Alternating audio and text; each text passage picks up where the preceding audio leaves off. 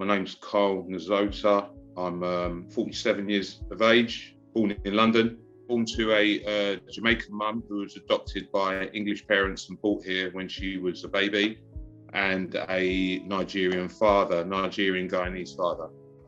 I've always had a British passport.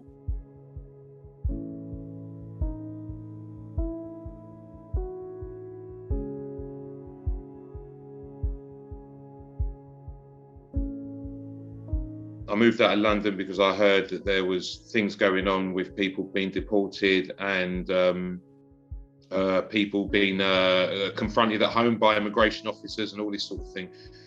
So not having my passport and having problems with them, I started to get worried. So at the same time, my father was killed, and I just thought, I'm going to leave London. So I left London, and I thought when I got to Bristol, because I've got family in Bristol, I'll just reapply for my passport and everything will be fine.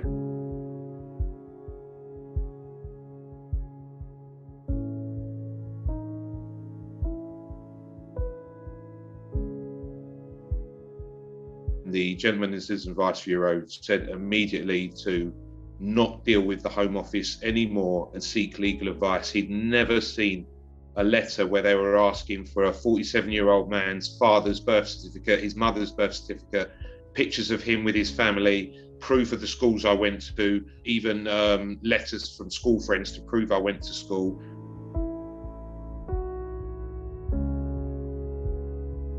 Well, basically they kept them. They kept my birth certificate and they held my driving licence.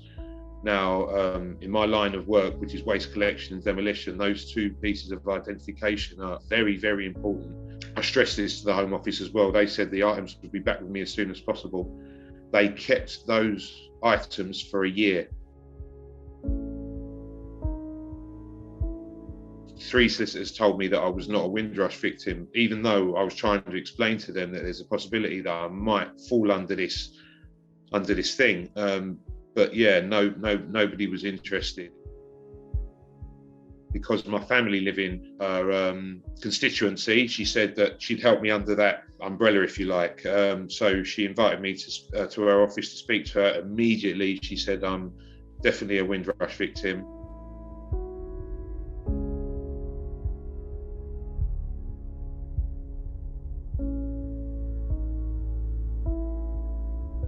We were taken into separate rooms. And we were under the premise that if they take us to the side, we can sort out this thing a lot quicker and get our passports and whatever else we need. But what it turned out is for 3.5 hours, this man was trying to convince me to take a biometric card. Now, this for 3.5 hours, he said, if I don't take this biometric card, I will not get my passport. If I don't take the biometric card, I will not get my passport. For 3.5 hours, I told him that I'm a British citizen and I will not take a biometric card. All I want is the passport that I was born with. Biometric cards are something separate for people that are either come to this country or not born in this country. I was born here. Just would not hear it. He was like, you have to take a biometric card or you will not get your passport back. And what concerns me as a Windrush campaigner is how many more people has he told to do this, to take a biometric card when in fact they're British citizens and were passport holders. And that is something we definitely need to look into. Had I accepted that biometric card, it could have caused me all sorts of problems, because it would have then given the impression that I was born abroad. And obviously I lost my business. I lost access to my children because I couldn't afford to pay any money to the mothers of my children. And there was other issues with my nationality. They were trying to say, some of them, that if I'm not British, there was, like, what the hell am I doing? And where do my children stand?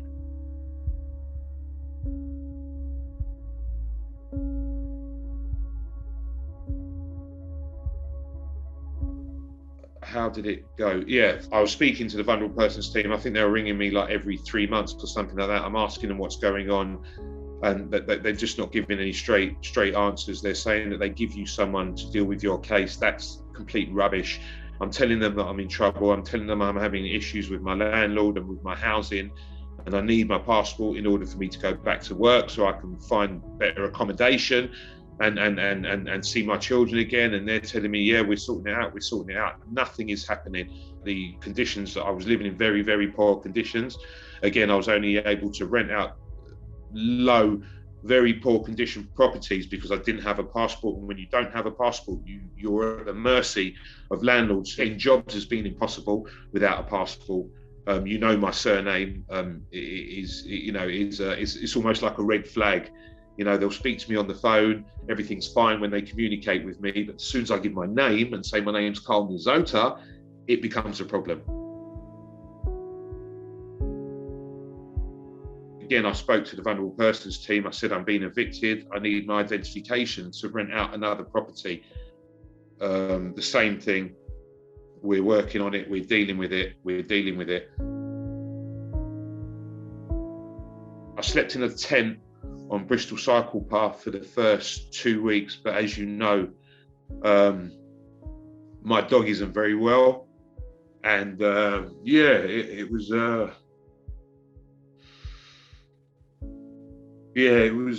difficult. It was very distressing. I was ringing the Home Office every day, ringing the council every day. I couldn't understand what was happening to me. I've never not paid my rent. I've never had any complaints. I'm an exemplary tenant.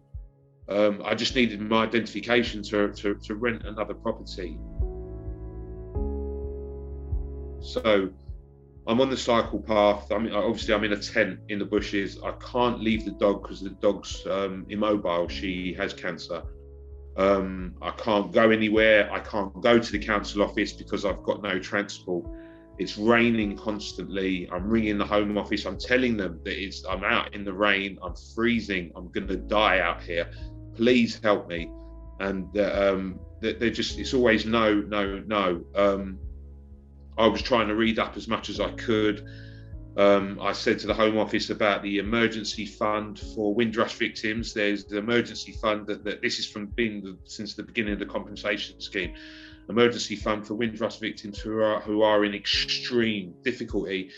Now, sleeping in a tent on a cycle path in the rain, I would suggest is extreme difficulty. And they just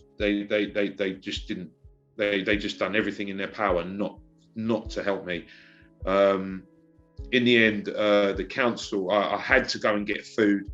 So I had to carry the dog. Well, I got a shopping trolley and wheeled my dog to the shop. So I've come back and the council have taken my tent and all my things. That was probably one of my lowest points.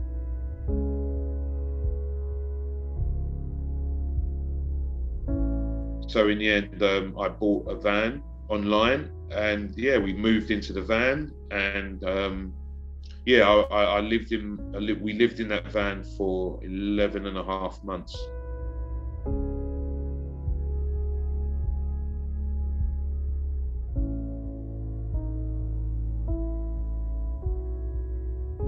Just before the lockdown, it just got too much for me, and I ended up cutting my wrists. And I will basically try and take my own life. And it was so cold. Lucky for me, it was so cold that I didn't bleed out. Basically,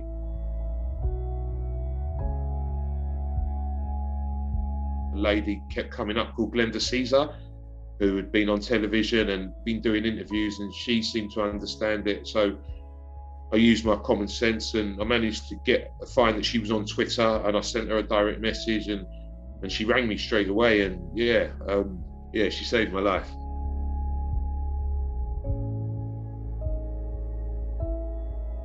Had the pandemic not happened, the thing that concerns me and Holly is that I'll probably still be on the street, and Windrush Compensation team would still be ringing me, telling me everything's going to be all right. Other campaigners, because that's what I do now, since they drove me to suicide, I've realised, and other people have died, that people we have to fight back, because this is, if we leave them to it, it seems that they're just waiting for us to die. I no longer have any faith in the Home Office whatsoever. I nearly lost my life because of them. I've done nothing to them. I'm a British citizen. They made me stateless for 20 years, and now I'm going to have to go through this system that I've seen other Windrush victims going through, which has taken 4 years for some people. And this is, bear in mind, after Priti Patel promised fast-track payments of £10,000 or more to victims. We're now in March, or nearly in March, and a handful of people have been paid, as you're aware.